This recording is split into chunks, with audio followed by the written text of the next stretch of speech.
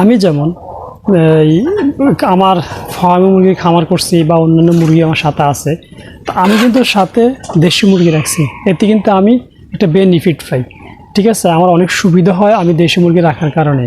তো আপনারাও যদি আপনাদের যেই কোনো মুরগি খামার করেন, সেটা দেশি মুরগি ফার্মি মুরগি হতে পারে, সোনালি হতে পারে, টাইগার হতে পারে, কোয়েল পাখি হতে পারে, বিভিন্ন রকমের মুরগি খামার হতে পারে, বা শৌখিন অনেক মুরগি লালন পালন করে সেগুলি হতে পারে। যে কোনো মুরগি খামারই আপনারা করেন না কেন, সাথে অবশ্যই আপনারা কিছু দেশি মুরগি রাখার চেষ্টা করবেন, তাহলে দেখবেন আপনারা কিন্তু এর থেকে অনেক বেনিফিট পাবেন।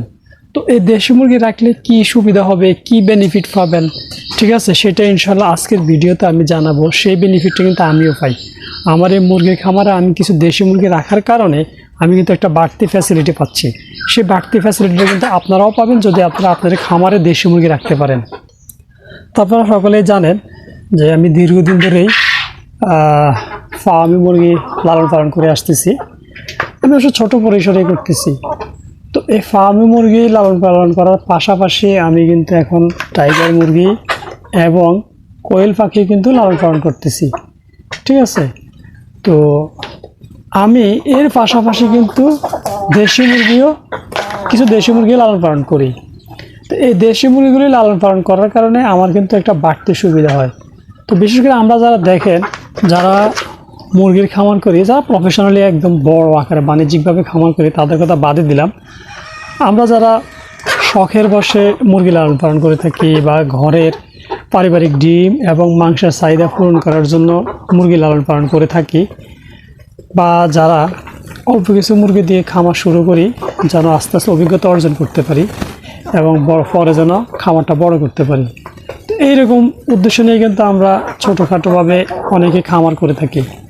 তো আমরা যারা খামার করি, আমাদের প্রধান একটা লক্ষ্য থাকে যে আমরা এখান থেকে বাচ্চা উৎপাদন করে সেই বাচ্চা আমরা বিক্রি করে কিছু টাকা উপার্জন করব বা ধীরে ধীরে খামারটাকে বড় করব।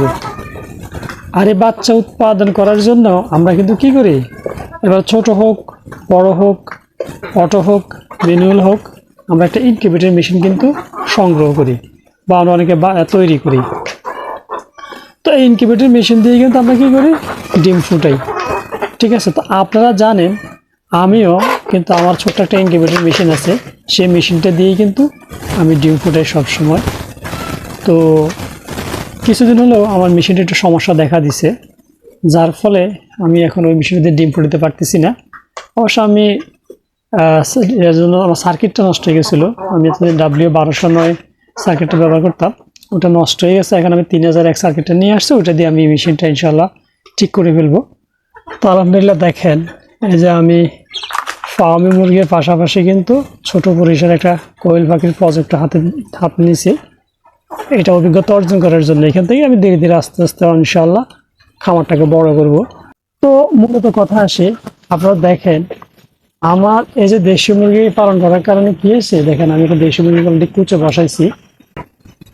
এই যে আমি একটা দেশি মুরগি কুচে বসাইছি, এটা সুবিধা হয়েছে কি, ধরেন এই যে আমার ইনকিউবেটর মেশিনটা এখন নষ্ট হয়ে গেছে। নষ্ট হয়ে যাওয়ার কারণে কি হয়েছে, আমার যে ডিমগুলি ছিল সেগুলি যদি আমার এই দেশি মুরগিগুলো না থাকতো, তাহলে আমি উচ্চ বসাতে পারতাম না বা ডিম থেকে বাচ্চা করতে পারতাম না। আমরা যারা ছোট পরিসরে খামার করি, তারা দেখবেন অল্প কিছু ডিম দিয়ে কিন্তু আমরা ইনকিউবেটর মেশিন পরিচালনা করি। তখন দেখা গেছে আমাদের এই মেশিনটা যেহেতু মেশিনের জিনিস, হঠাৎ করে সমস্যা হতেই পারে, হয়ে গেলে আমরা আসলে বিপদে পড়ে যাবো যদি দেশি মুরগি না থাকে। আর যদি দেশি মুরগি থাকে সেক্ষেত্রে কি হবে, মেশিন নষ্ট হলেও কিন্তু আমরা এই ডিমগুলিকে দেশি মুরগি দিয়ে কিন্তু কুচে বসাতে পারবো। এই যে আমাদের মুরগিরা যখন কুচে বসে আছে দেখেন।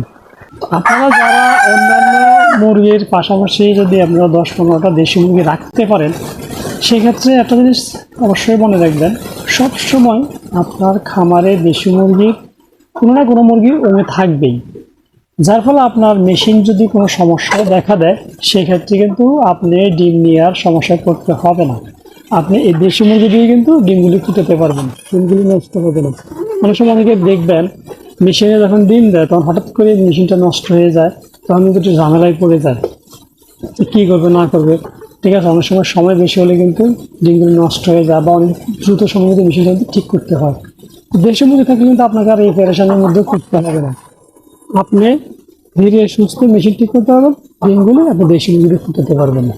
ঠিক আছে, বা অনেক সময় দেখা গেছে মেশিন ঠিক করতে সময় লেগে যায়, এমনি অনেকগুলো ডিম জমে যায়, কি করবেন?